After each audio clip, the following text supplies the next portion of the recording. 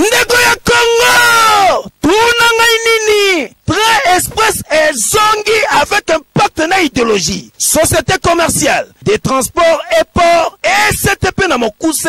ex Onatra et zongi selbino mo bangi na Train Express New Look c'est-à-dire eza na ba condition ya kitoko net na film tala bino moko niveau confort ezali awa palado madame palado monsieur kasi yeba que mokolo ya samedi 5 octobre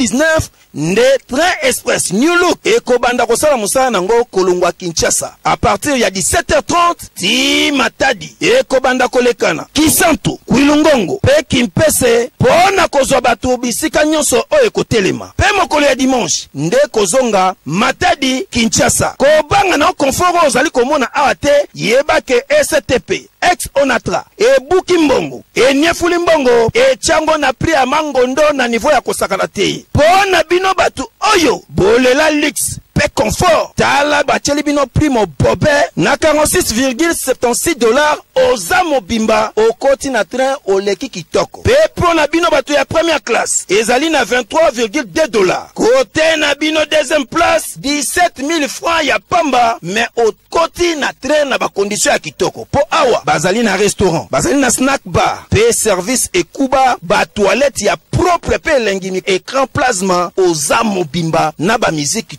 tout